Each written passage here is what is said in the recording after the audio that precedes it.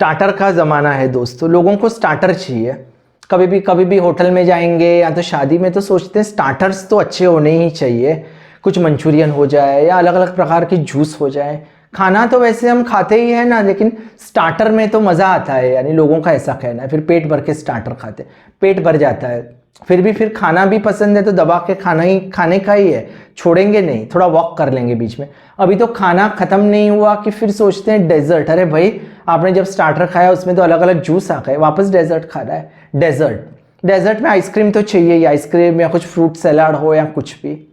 वैसी ही बात है, मेरे भी वीडियोस हैं। कई वक्त से मैं वीडियो बना रहा हूँ और मैंने कल सोच रहा था कि कुछ वीडियोस बहुत हैवी हो गए। शून्यता, विचारों को गहराई से समझना, ब्रेथ मेडिटेशन। अभी वक्त आ गया था कि मैं भी आपको कुछ स्टार्टर दूँ या तो कुछ डेजर्ट दूँ, जिससे आपका माइंड बिल्कुल रिलैक्स हो जाए। इसलिए आज का जो मैंने टॉपिक सोचा है वो बिल्कुल लाइट है। लेकिन ऐसा मत समझिए जो स्टार्टर है, डेजर्ट है, वो सेहत को हानि पहुंचाते हैं। आइसक्रीम खाओगे वो शक्कर का, ऐसे बोल सकते हैं कि पूरी एक शक्कर इकट्ठी करके आपके मुंह में डाल रहे हैं और डायरेक्ट आपके अंदर ब्लड में चली जा रही है। अच्छी नहीं होती। ठीक है कभी कभी खाना, लेकिन ये जो आज का वीडियो है वो उस डेजर्ट की तरह नहीं है। ये बहुत उतना ही इम्पॉर्टेंट है जितने पहले के वीडियोस थे। वो अलग प्रोसेस थी और ये एक प्रकार की समरी है। हो सकता है अगर आप अच्छी तरह से समझ जाओ, इसके कुछ पॉइंट्स आप अपने जीवन में उतार दो, तो हो सकता है कि उन वीडियो से भी ये ज़्यादा महत्वपूर्ण हो जाए। छोटा सा वीडियो है, एक एग्जाम्पल के साथ हम इसको रिलेट करेंगे और फिर इसको हम पूर्ण करेंगे। एक स्टोरी से शुरू कर देते हैं, फिर उसको हम पॉइंट्स में रिलेट करते हैं। आज का टॉपिक आपने देख लिया होगा कि सिंप्लीफाई योर लाइफ, जीवन को आसान बना दीजिए। एक मैं एग्जांपल देता हूँ। एक इंसान था, गौतम बुद्ध के वक्त की एक स्टोरी है। एक इंसान था, उसे बाण लगता है और बहुत वो गंभीर हो जाता है। हो सकता है उसकी जान भी चली जाए। सिचुएशन थी बहुत इंपॉर्टेंट थी, अर्जेंट थी, महत्वपूर्ण एक समय था। क्या किया उसने? वो सोचने लग, कोई और इंसान होता, आप होते या मैं होते तो क्या करता? उस इंसान ने क्या किया? वो इंसान सोचने लगा कि ये बाण है वो किसने मारा? क्या उसकी कोई दुश्मनी थी?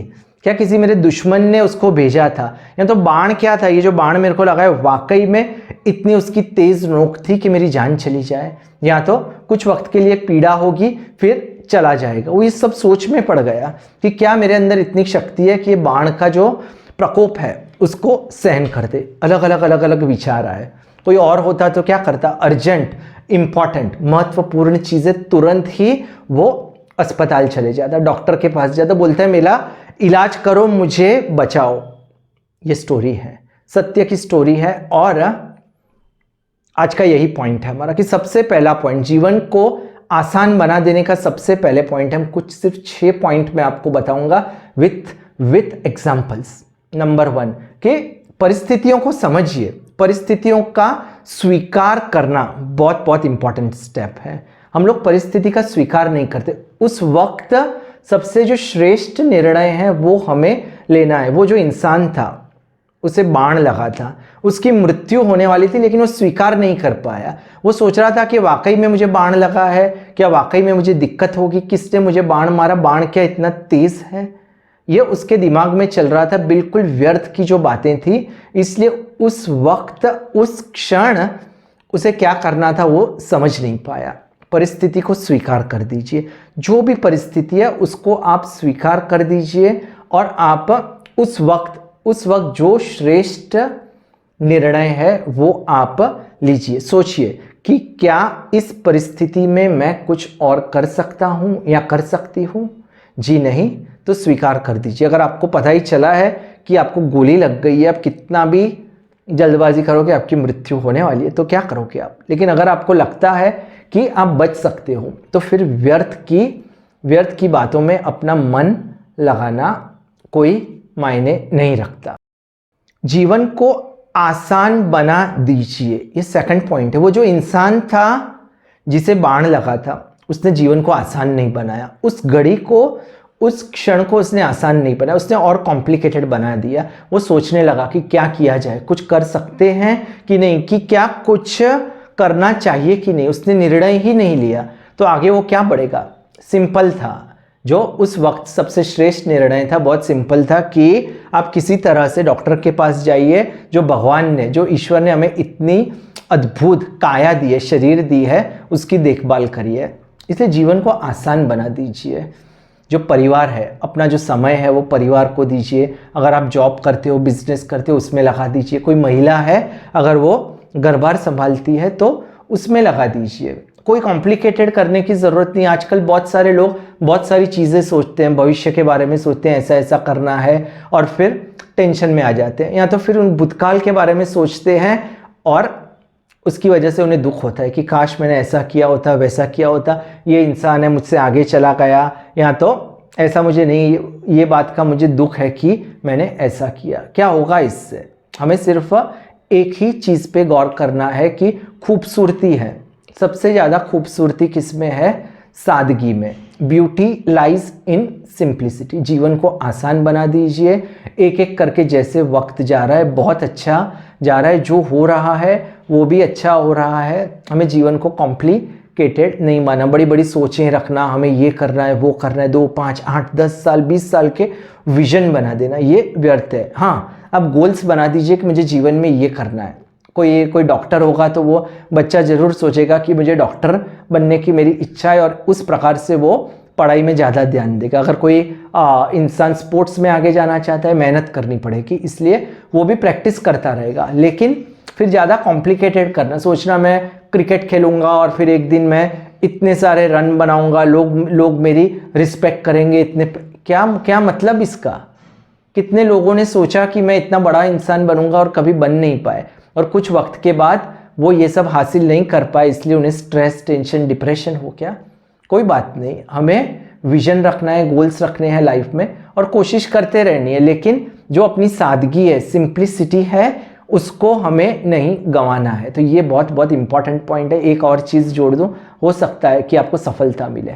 सबका वक्त आता है, बिजनेस हो कि कोई भी चीज़ हो, हर चीज़ का वक्त आता है। कभी ज़्यादा अच्छा वक्त आ जाए तो भी हमें हमारे जो पाँव हैं ज़मीन पे ही रखने हैं। वो बहुत ही नाजुक वक्त होता है। इंसान कुछ भी करने लगता है, सोचने लगता है, उसका जो दिमाग है कभी कभी काम नहीं करने लगता। तो वो भी घड़ियाँ हैं, उन्हें ध्यान रखना है। जो हमारी सादगी वाला जीवन है वही सबसे श्रेष्ठ है। बड़े बड़े जो बंगले होंगे, नए नए मोबाइल होंगे, कार होगी, एसी होगा, बाहर जाने का होगा, लेकिन मन में दुख होगा। जितनी चीज़ें जितनी लग्जरी हमारे जीवन में आएगी, उतनी व्याकुलता बढ़ जाएगी। क्यों? चलो एक छोटा सा उदाहरण देता हूँ। अगर आपके पास सब आ गया, पहले आपके पास नहीं था, एक आलीशान घर आ गया, कार आ गई, एसी आ गया, जो चाहिए वो आ गया, घर पे आपने एक पालतू जानवर रख दिया, क्या दिक्कत होगी इससे? सब तो सुविधा मिल गई, लेकिन जो मन है, मन का इससे कोई रिलेशन नहीं। फिर अगर आपको फिर भी व्याकुलता हुई तो आप डिप्रेशन में आ जाओगे। आप सोचोगे मैंने सोचा था ये सब एक दिन मिल जाएगा, फिर तो मुझे वाकई में खुशी होगी, नहीं हुई। इसलिए कंक्लूजन क्या है इस चीज का? निष्कर्ष क्या है? सादगी में ही खूबसूरती है, सादगी में ही सुख है।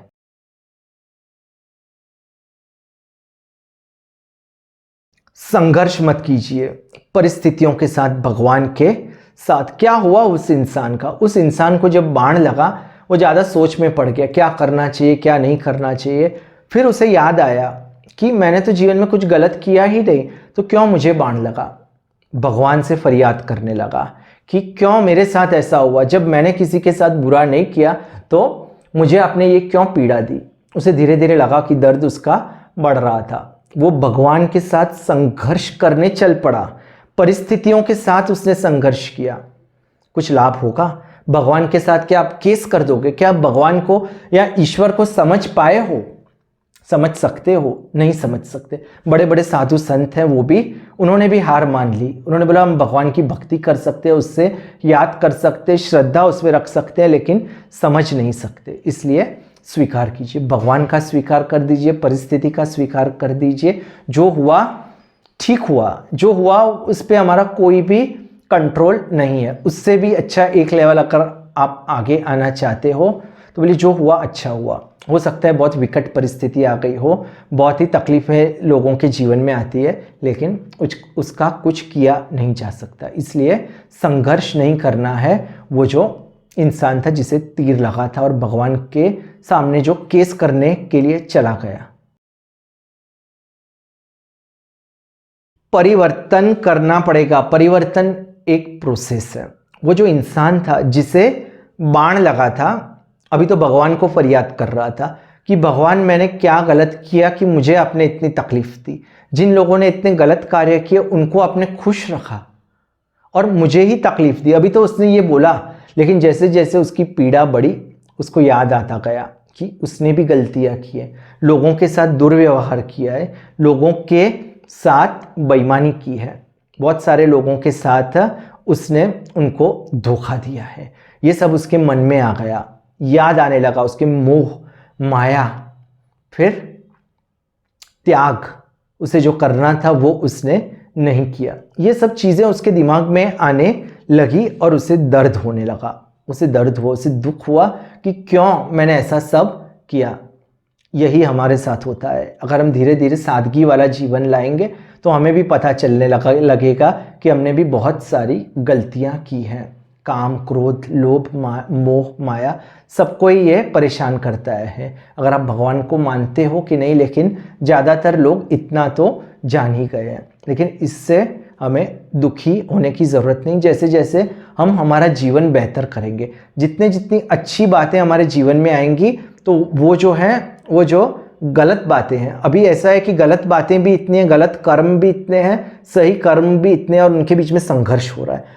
हो सकता है कि सही कर्म ज़्यादा है, लेकिन ये बुरे कर्म हैं वो उन्हें अभी इतना फ्रीडम नहीं दे रहे कि वो कुछ भी करे। अचानक कभी भी ये आ जाते हैं। ठीक है, हो सकता है कि बुरे कर्म ज़्यादा हैं तो वो तो फिर अच्छे कर्मों पे हावी हो जाते हैं, लेकिन जैसे जैसे हम अच्छे कर्म करते जाएंगे, इतने बड़े होंगे, तो बुरे कर्म हैं धीरे धीरे धीरे धीरे अपने आप उनका जो प्रकोप है वो कम होते जाएगा। यानी परिवर्तन एक प्रोसेस है। आप अच्छे काम करते रहिए। जैसे मैंने आपको कहा कि एक सादगी वाला, एक सिंपल जीवन हमें जीना है, ईमानदारी वाला, जिसमें परिस्थितियों पे, लोगों पे हमें निर्भर नहीं रहना, हमें इस क्षण में खुश रहना है।